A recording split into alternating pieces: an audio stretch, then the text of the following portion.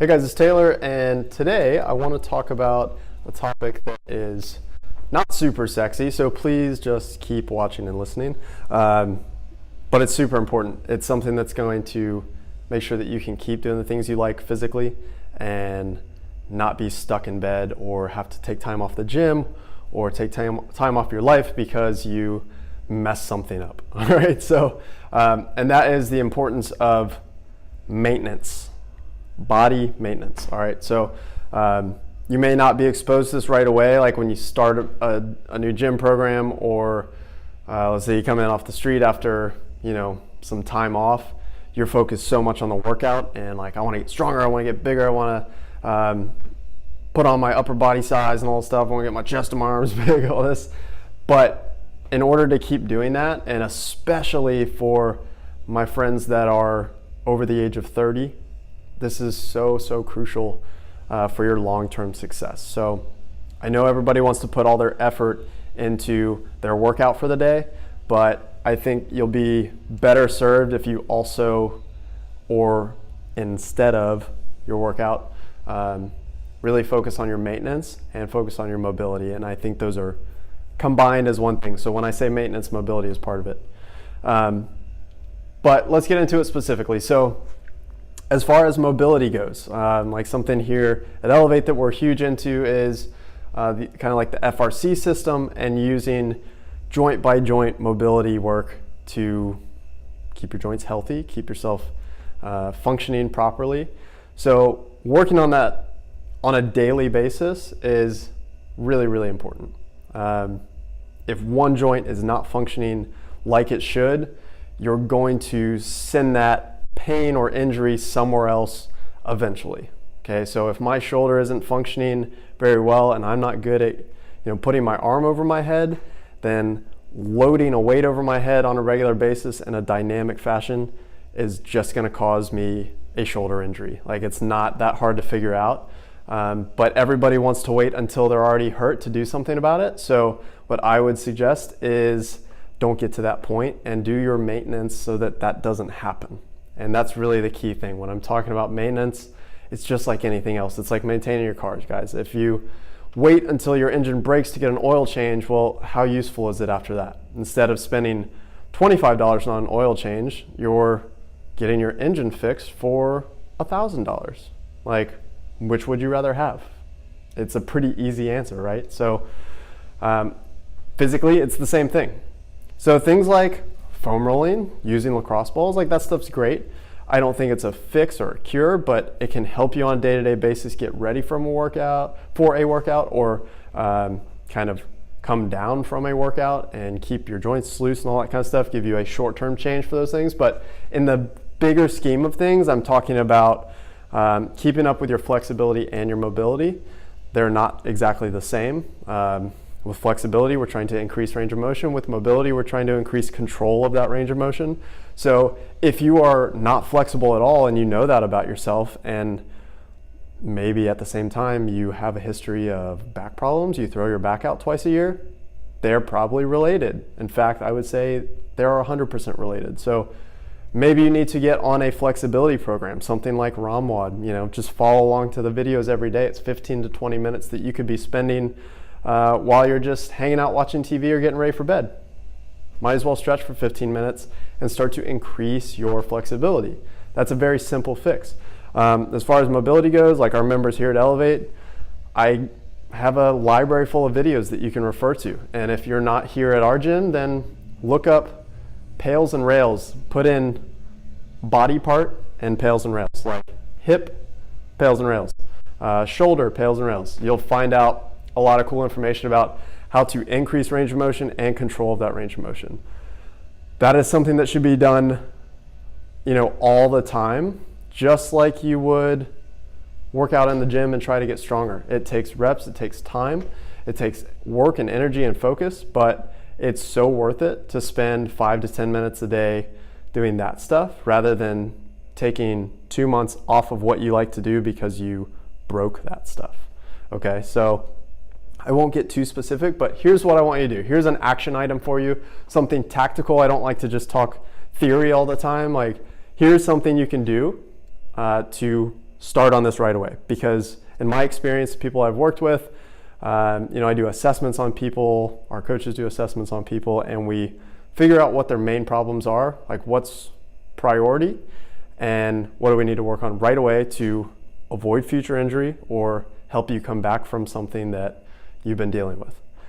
So first we go through an assessment, and you can look up, if you don't go to our gym, you can look up assessments online for any body part, just like I said. I would assess your whole body as much as you can.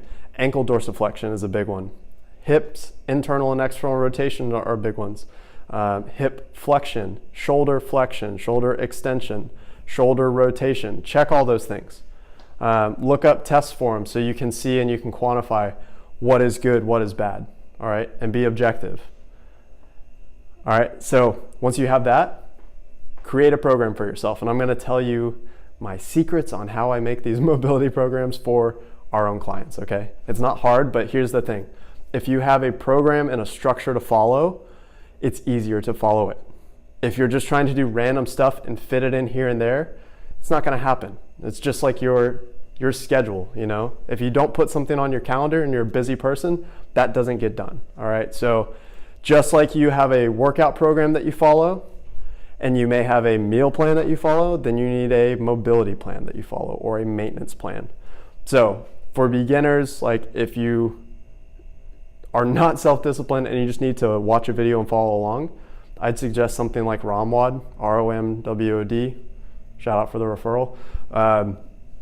Go to their website and subscribe. It's like $12 a month or something. And you just follow the videos every day, stretching routine. At least start there, it's something. But otherwise, if you are disciplined enough to create your own program, here's what I would do. I would come up with 2 days. Day 1, day 2, you can call it A or B, whichever you want. And you're gonna alternate those days every other day. Okay, so this is what I do. I break it into upper and lower. Because most of us go into the gym, you have an upper body day and a lower body day. Even if it's not just that, like it's probably focused. Like you squatted one day and then you pressed another day. That's upper and lower, right? So after those workouts, give yourself a 10 to 15 minute window and write down 2 to 3 corrective mobility exercises that you can do based on the things I told you before, like look up PAILs and rails. That'll fix it up. But pick lower body one day. So let's say day 1, here's your template. And I'm saying this because these are things that are common for like most people. And if it doesn't affect you, like it can't hurt to double down on it. So day 1, first exercise, hip adduction, ADD, adduction, hip adduction. That's usually like a straddle. So your legs are both apart and you're going as wide as you can stretching. You do a stretch, 2 minutes, and then you do strengthening work from that stretch for 5 to 15 reps. And look up PAILs and rails, you'll figure out what this is. So that's your first exercise. Second exercise, hip internal rotation. Most people lack hip internal rotation, especially if you have low back problems. Like my low back hurts all the time, you can't squat very well, your squat depth sucks. Check out hip internal rotation. So you'll do a 2-minute stretch. We use the frog stretch here. And then you do PAILs and rails after that 2-minute stretch. That's your second exercise. Your third exercise, I would go for something like some kind of spine movement, like cat-cow, but one vertebrae at a time, or the 90-90 stretch. You spend 2 minutes on each side, 90-90 stretch. So there it is. Day 1, you've got 3 lower body exercises that are going to open up your hips, relieve back pain, and cool you down at the same time. Day 2, upper body day. I would go, let's start with shoulders. Shoulder flexion, that's most people's issue. That's why people blow out their shoulders, because they don't have good shoulder flexion. So we're gonna start with that, shoulder flexion. You're gonna do a 2-minute stretch. I would suggest like the puppy dog stretch. And then you'll do PAILs and rails, 2 to 3 sets, 5 reps. Boom, easy. Second exercise, I would go something like wrist extension on the ground. Can you do this? Wrist extension. Stretch it, PAILs and rails. And then you can pick a third, something that bothers you. Like a lot of people have poor ankle dorsiflexion. I know that's lower body, but whatever. Ankle dorsiflexion, 2-minute stretch per side, pails and rails, done. So it doesn't take any more than like 15 minutes a day. Day 1 and day 2, and they just go back and forth. Monday I do day 1, Tuesday I do day 2, Wednesday I do day 1, Thursday I do day 2. Do that at least 2 or 3 times a week. Have a rest day, whatever, Sunday or Saturday is your day off. But there you go, a personalized mobility program just like that. Okay? Those are things that almost everybody can benefit from. And if you have specific things like maybe your T-spine sucks or whatever, then address that in your upper body day or in your warm-up every day. But that's just daily maintenance you can do. On top of things like, cupping, foam rolling, general stretching, stuff like that. Focus on those areas, warm up properly. That maintenance is going to go a long way. It's for anybody, but especially my people that are getting older, which is everybody. But after like the age of 30, everybody says like, oh, the wheels fall off. Well, it doesn't have to. If you can stay up with your maintenance, not only will you be able to work out longer, but you're going to increase strength gains because you're not going to take any time off. Just all kinds of good stuff coming from that. So do your maintenance, all right? Don't wait till your car breaks down to put gas in the tank, all right? Do your maintenance. That's it. That's all I got. Do it.